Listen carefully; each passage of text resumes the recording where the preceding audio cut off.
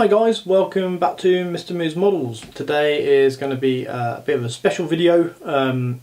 Initially I was going to do this video, well, the reason for doing this video was the channel's passed the 100 subscriber mark. Woohoo! I was really chuffed with it actually. I never set out to, I've said it before, I've never set out to get loads of subscribers, but obviously, you know, when you get 100 then it's come a little bit of a magic mark. Because I don't know, it's just 100. So I thought, you know, to sort of celebrate this a little bit, I did a special video. I did one for the 50 subscriber mark where I did a quick tour of my stash. So I thought for the 100 subscriber mark I'd do a little tour of the man cave. Now this is back at the beginning of August, and as you will have known if you've seen my update for September, we had a bit of not an upset. We had a bit of a change to life happen on 21st of August with the birth of our first daughter Harriet, and so things got a little bit hectic and I wasn't able to edit the footage that I had, so I thought, you know, we'll just redo it when we can. So today my wife Laura and daughter Harriet, they've popped over to Grandpa and Grandma's for the afternoon, leaving me to have a bit of boy time in the man cave, so I thought, you know what, let's get it done.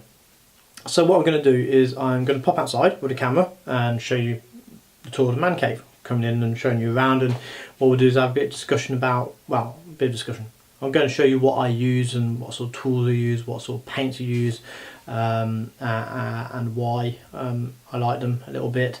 And therefore if anybody's got any questions about anything, then if you pop a little comment down below, why do you use, I don't know, Vallejo Metal Colour Neil, and I'll turn around and say, well, as far as I'm concerned, it's one of the easiest metallics to use, and it hasn't got the smell that sort of AK Interactive Extreme Metal has. And when I started spraying metallics, I didn't have a really good setup for spraying. So anyway, long story short, that's what I started using. So I thought, well, rather than getting two and then changing paint range, I carry on using it. They work for me. But anyway, I digress. So what I'm going to do is pop out the camera, come back, and we will have a little bit of a tour. So, but before that, tea.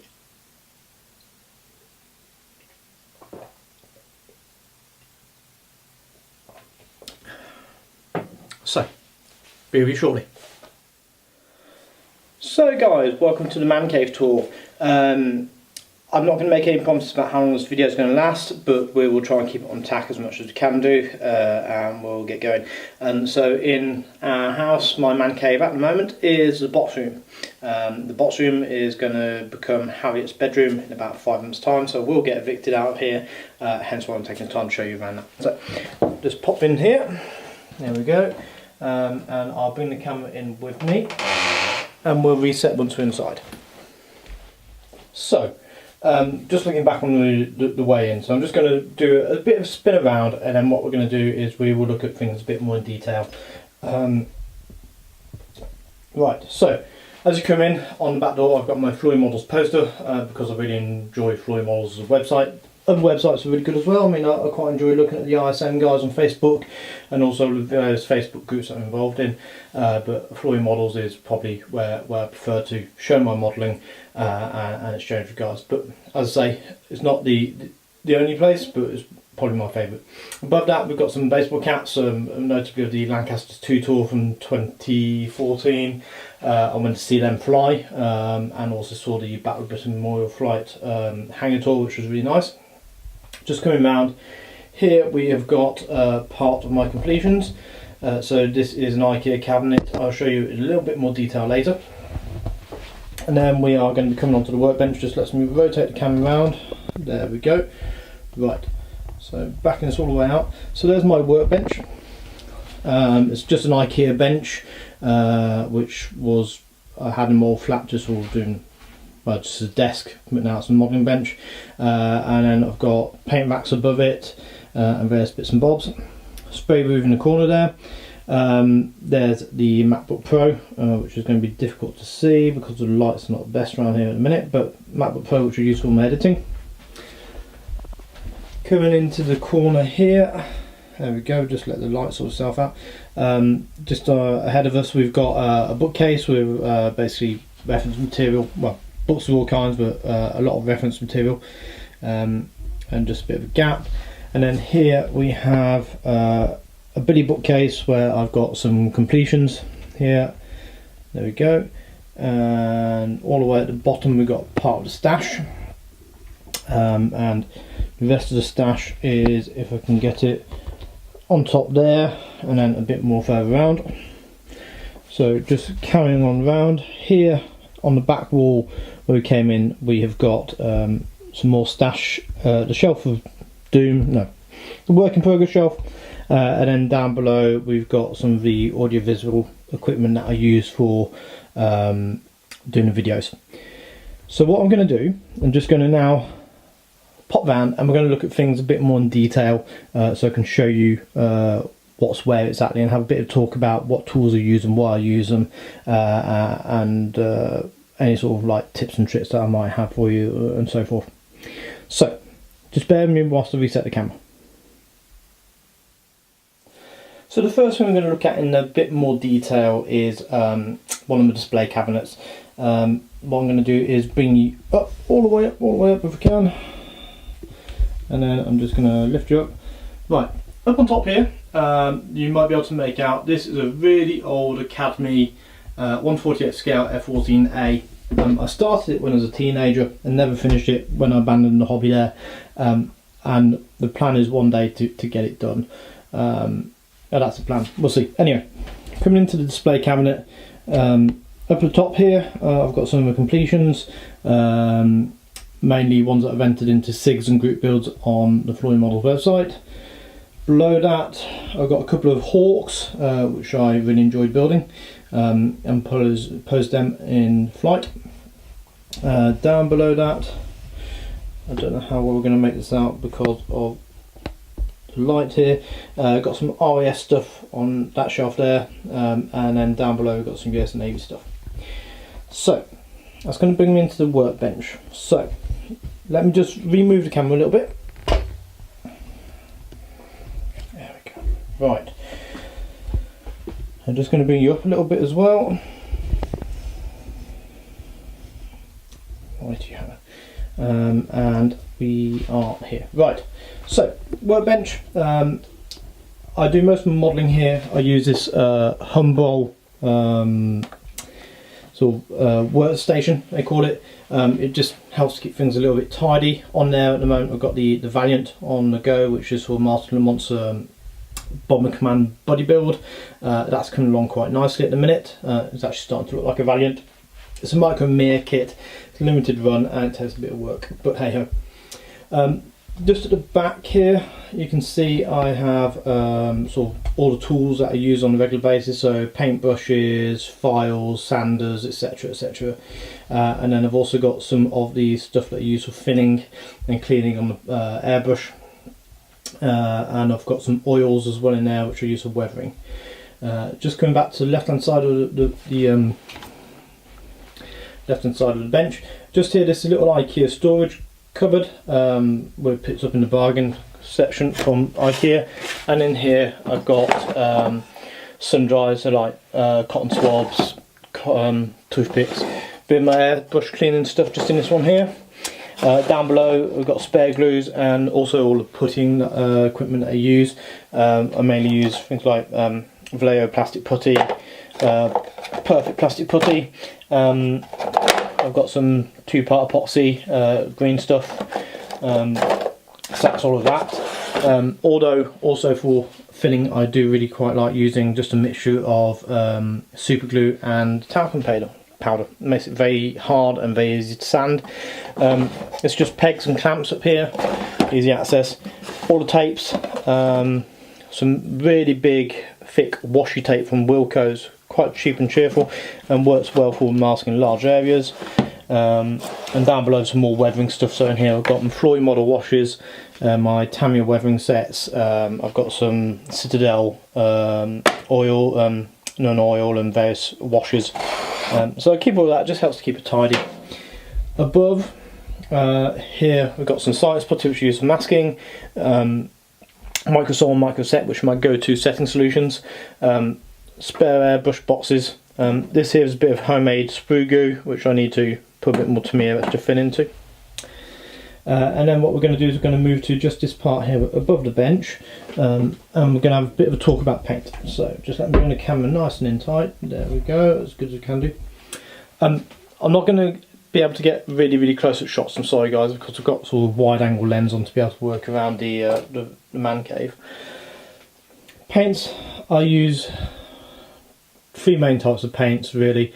I use Vallejo's acrylics, Tamiya here and here, just separated off the gloss over on the right versus the mattes down here, and then guns. So on the top here we've got the Mr. Hobby Aqueous as well as some Mr. Metal Colours, which are really nice metallics. Just going to bring it up here, there we go, so you can see a bit better. I really like spraying these Mr. Hobby Aqueous colours. I believe that the Mr. Hobby Colour, the lacquer range, is also supposed to be really good paint range, but that's probably my favourite paint at the minute. Just to the right of it, we've got all the clear coats that I use. So I really like using Tamiya X22 for gloss coating, although this stuff as well is really good. The Mr. Colour GX100 Super Clear Free, and then for a matte coat I use Tamiya XF 86 and Semi Clear X35. Just to right, we've got some extra acrylics paints. I don't use them that much, but for certain colours they are quite good to have. I also use some Citadel metallics here, and I mainly use those for small brush painting jobs. I just find that they're really nice paints to brush with, and the metallics are really good. I've also got a couple of Revell Aqueous paints up there. Don't tend to use those that much, but they do brush on quite well, they're quite thick. So down below here we've got Vallejo, the white tops which you use for hand brush painting, and I've got some quite good deals on eBay, some job lots here on the Vallejos. You just keep your eyes open, you can find some good ones. And the model Air ready to wear brush paints, which to be honest I don't use anywhere near as much as I used to. Those were the first paints I used when I first started airbrushing, because well, they're acrylics and they're easy to thin. They're not sort of, you don't need alcohol based thinners or anything like that, but I don't use them that much nowadays, although some of the shades are still quite useful to have. Here's just a nice little tool that I like using. This is a Mr. Hobby paint jar opener, and it's got 2 different rings, one for like the Tamiya and the Mr. Hobby Aqueous, new ones from Mr. Hobby Colour lacquer range, just a slightly different top. So they're really useful, especially when we've got a paint jar which is a bit jammed closed. Underneath it, so we've got my Tamiya, these are the mattes, so the flat colours.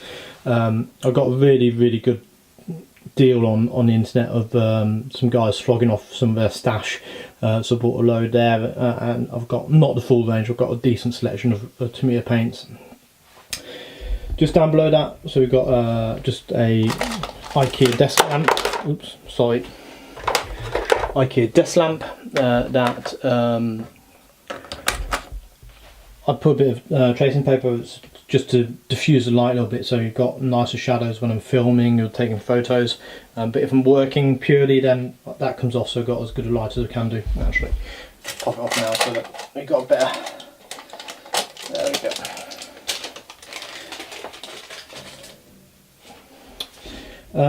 Also on these paint racks I've also got some tools hanging off there. The blue nippers here, these are Xuron nippers. They're not the best, but they're my best nippers, cutters, and I could really do getting some nice snippers, like some Tamiya ones, or some Finisher Display single side cut. Anyway, that's that.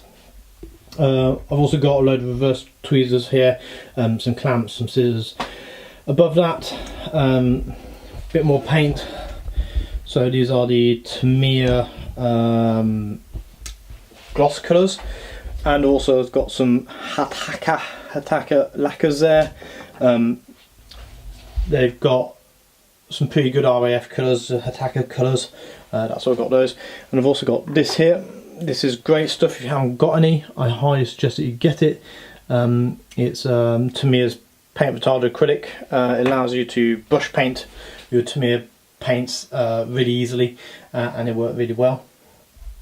Up on the top here, the last one, we've got some Vallejo metal colours on the right, some Vallejo varnishes, which I don't use that often nowadays, primers, Steinel Res and AK Interactors Micro Filler and Primer, and then some Johnson's Clear and some Astonish. So I just use those not for final coats of gloss, but if I just want to quickly seal something down, or if I'm using it on a diorama, I use those. Also got a bit of artwork up there. That's me when I used to do it with ski racing. The Lancaster Bomber watercolour came from a great uncle or side of the family, and he actually served on the Lancaster, so it's got a bit of pride of place. And then in the corner here, you can't see it so well, but a few pictures from when I used to be a firefighter in France, but just sort of using a bit of a memorabilia. Coming down underneath, so we've got the spray booth. This is from Bart Sharp. It works really well for me. I just get the extraction hose here and stick out the window, and that seems to work absolutely fine. Airbrushes. So my airbrush that I use the most, Harden Steenbeck Evo 2-in-1, normally 0.2 needle in it. I've also got a Vida 180, which I had before the Evo, and this one here's got a 0.5 needle in, so I use them for like primers and base coats. And then I've just got a very cheap and cheerful Chinese one, which I can use for gloss coating. I'm just going to move you back a little bit, just underneath the bench here. If I drop you down, you should be able to see it, but it's a bit dark in a minute. There we go. So I hope you can see there. That is my compressor. Just a Chinese AS186 compressor. It works fine for me, so that's what I use there. And just coming back to the desk here, on this side here, we have got a drawer full of goodies, all my enamel paints, so Humboldt paints. I used to, when I was much younger in the hobby, only use enamel paints because that's all that was around in those days easily. So I kept them because for brush painting I still think they're the best paints. We've also got some MRP here, which I'm starting to use a bit more often now. These are great paints, love them. So that's, I'll probably start building my collection up of those little by little when I come around to change paints and run out. Here I've got a few more second solutions. So this is the Mr. Hobby softer and setter. I've got some X20A thinner here, some PVA glue, some drill bits, rulers and templates here, some what you call it, activated super glue, and then here I've got some more glues. So Tamiya extra thin, Tamiya white top. I've got the Mr. Hobby cement. I've got some crystal clear, some Revell contactor, and other bits and bobs. I've also got this Copydex. Copydex you can pick up in the UK quite cheap and cheerful, and it makes a really good liquid mask. It doesn't seem to affect clear coats. It doesn't seem to interact with the you've put down like Johnson's Clear if you ditch your canopy in future. If you put masca on top of it, the ammonia in it seems to attack the canopy. This, so far, touch wood, I've never had any issue with, so I'd recommend that for the £3 or whatever it is that it costs. Decalfix, don't use so much nowadays, but it's still there, and Humble Clear don't use hardly anywhere near as much, but it's still there. Other little tip, for mixing up small amounts of paint, I use these little Tattoo Artist ink cups. You can get thousands of them on eBay for a very cheap and cheerful price. Allows you to mix the paint up. The other thing I use to mix and paint up are these. These, if you go to your favourite Swedish furniture shop, they have them for your little sauces, your cranberry sauce I think it is, to go with the meatballs. If you pick up a few of those at a time, well, then they make nice little pots to mix things up in. Right, I'm just going to bring you all the way down here if I can. Down here, I've got spare sanders here. Spare sanders, spare sanding paper, blue tack, Pledge Floor Care, some other bits and bobs. I've got some pastels for weathering, some old oils for weathering, bit of scratch building stuff. I just tried to keep it a bit tidy. Actually, masking tape, fishing line for wires and stuff. This is quite a good little tip and trick as well. This I got off eBay for a pittance, really. If we can get into the damn thing. It is basically just a load of O-rings. And the good thing of these is that if you want to mask off something round, like say the nose cone of an aircraft, to do that in a different colour, that goes around quite nicely, makes quite a nice little seal, and you can airbrush it on, so that makes life a lot easier. Just going to come over here as well and try and show you what's underneath the bench, other than the chair. Chair's just a cheap and cheerful IKEA chair, but it works for me. Just on the left there, you can see the tiles and sanding paper, wet and dry, glued onto it to make a nice flat sanding surface. I use some Halford's grey primer as well from time to time, and also just at the back of it there's an empty box. The reason that's there, all my sprue goes into their yacht cuffs, and then that goes down to the recycling bin later. The big Academy F15 there at the back, which you can't really make out, spare Tamiya paint, so that's that. So coming back, as I said, MacBook there, which I use for editing, research and stuff like that, and just bits and bobs. Cup of tea, actually, good point.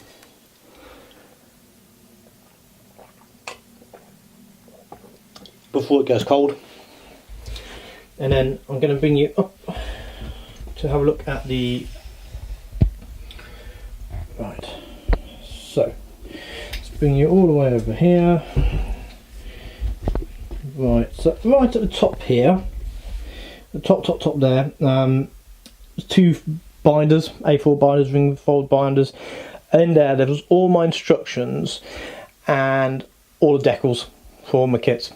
And the reason I keep them there is that I'm thinking at some point my kits boxes are going to have to go either into the garage or into the loft, and I don't want the decals and instructions to get damaged.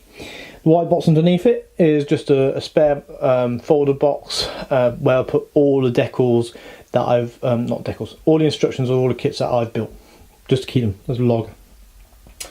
Let's see where we can go about that. Right, here, this aftermarket decals all in there, so it keeps them tidy. In the brown box is aftermarket, so resin bits, photo etch, stuff like that. This here, I've got masks, painting masks, and spare full decal sets. So if I've built a kit and there's a full set of decals left over from it, they just go in there and spare decals. Then we've got books, so that top shelf there is not really anything modelling related. The second shelf is much more modelling related, should just ignore the skiing medals. But reference books, so got some Haynes manuals you can pick up really cheap from the works for about £6 a pop, and they're quite good. Got some really nice books about the Dam Busters and the Lancaster Bomber, so that's all good. Down below that, we'll just drop you down a little bit. I'll just drop you down below that a little bit more. There we go, around about here. In here we've got, these I used to collect when I was a child. They're just cardboard cards of aircraft with very succinct detail on it, but I don't know, I just can't throw them away. Some books, reading books. Down below it, coming into here, we've actually got proper reference books here now. We've got some modeller's data files. I've got some, just ignore that piece of paper there, air data here, some world air power journal series. They're really good. These books here came from a great uncle, and then we've got magazines, airplane magazines, and down right at the bottom, half of that's sort of health related, so from my paramedic training and stuff like that, and there's a couple of sort of reference books there. Right, just coming over here, the iPad, which we share with the wife, but I do use for sort of reference research from time to time. Right, so down at the bottom here, stash wise, I try to keep my stash a little bit organised by manufacturer if I can. Pop that out there. So starting off here, I've got Great Wall Hobby underneath. So they work together. Well, it's got a bit all topsy-turvy here actually. But yeah, stash. So load of Airfix 72nd over here. I've got Great Wall Hobby, Heller, Hobby Boss, and Academy here, a bit more Airfix and bits and bobs. Above it we've got Hasegawa weapon sets here. Oh, that's what I didn't talk about. I'll talk about later. Hasegawa kits and Fujimi up at the top a little bit. Some more Hasegawa, and over on the side Tamiya F-16s, sword kits, and some Tiger models, cute planes. Coming up on here, this is the shelf where I'm going to say that the least favourite aircraft. This is my Buster, or my trial kit if I want to sort of play around with something, well, that sort of spray on and practice with. These are kits at the back which I made a long time ago, apart from the Eduard MiG-15, which I didn't get on with that kit, it really put up a fight. I'm not overly happy with the way it turned out, but hey ho, it's there anyway. Just going to bring you up in the world a little bit.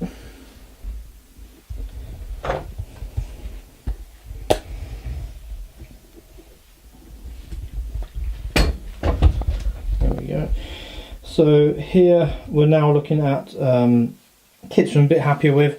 I've got some F-16s, Mirage at the back from Italia, Tornado, not Tornado, A10, etc.